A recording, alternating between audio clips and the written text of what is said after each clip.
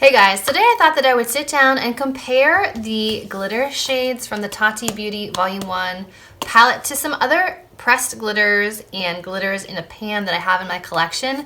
This is a very unique formula that I feel like is quite unlike most things I've tried, but I want to see how close these are in formula, in glitter size, in reflectiveness to the other glitters I have in my collection currently. So if you guys would like to see how these glitters compare to others in my collection, then just keep watching.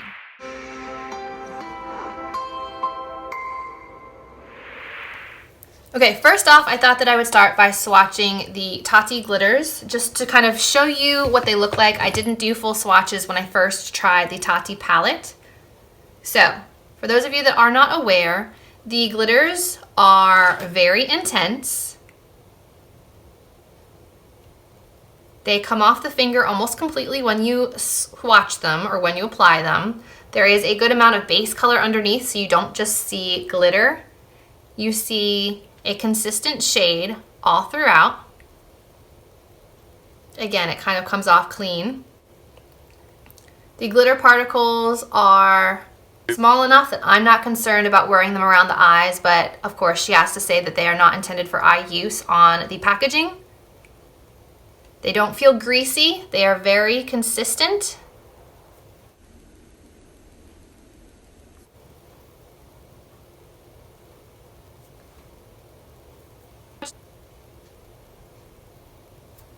So this is what the Tati glitters look like. They are very intense, very consistent, very opaque.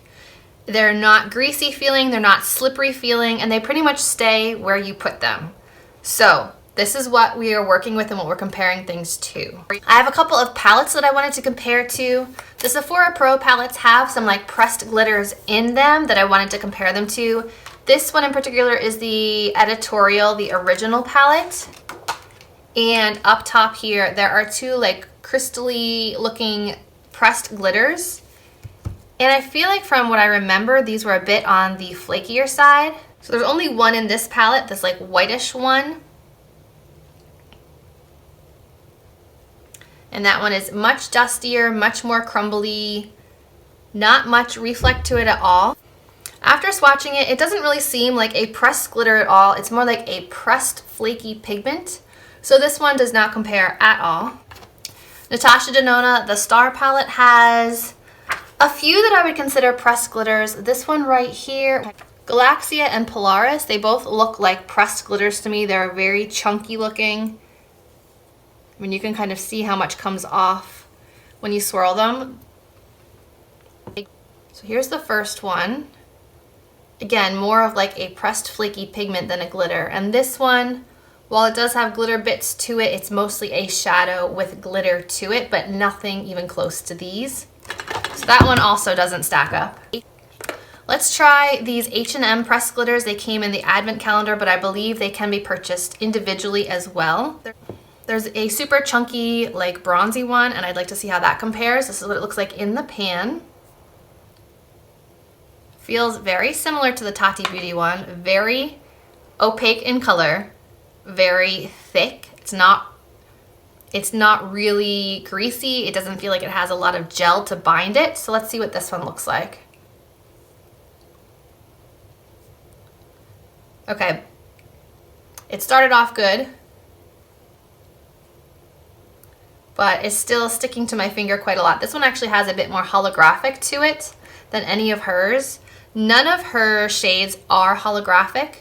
This one clearly does have that rainbow shift to it. So if you're looking for something with a little bit of holographic presence to it, I would suggest this one. But this one has patches where the color is not consistent and it didn't transfer off the finger, so it might be a little bit more challenging to apply to the eyelid.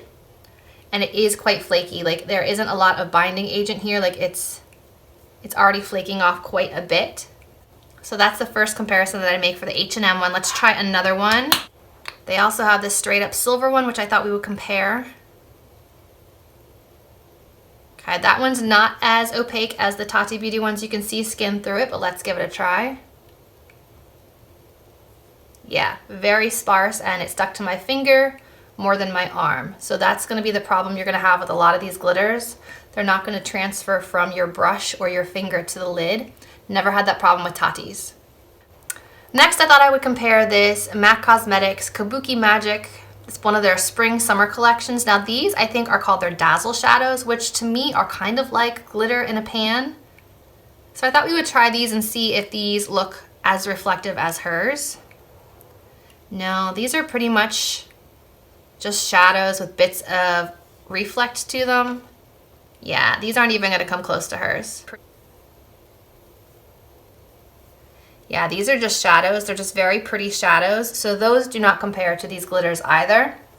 I wasn't sure. I was just pulling things out that I thought had like glitter reflective properties to them to see how they compared to Tati's. So far, the only one that is coming even slightly close is this H&M holographic one. But still, they stayed on my finger more than on the place that I want them to be. So the last one that I have to compare them to are these Pixie glitters, and I believe these are newer. They came out, I want to say within the last year or so. These are the Glitter-Y Eye Quads, and I have Gold Lava, I have Blue Pearl, and I have Rose Bronze, and I am wearing this one today on the eyelid, and then some of the Tati glitters on the inner part of the eye. So let me show you what these look like. I'm gonna grab this one right here, this rosy one, to swatch for you. Again, it looks very opaque, very reflective on the finger.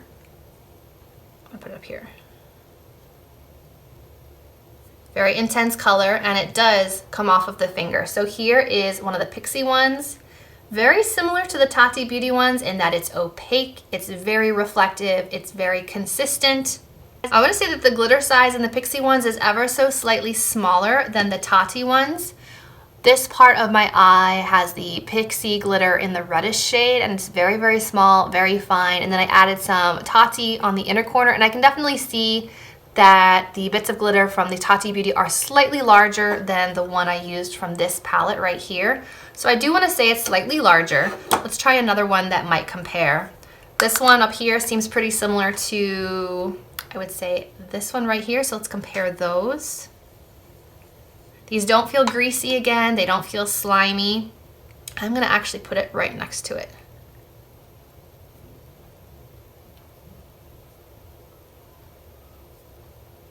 Okay, so here is the one from the Pixie palette, here's the one from Tati's palette.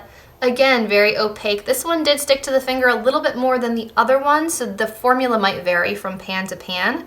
But I wanted to try a couple to see. And I think I'm gonna try the silver one too and see how it compares to her deepest one.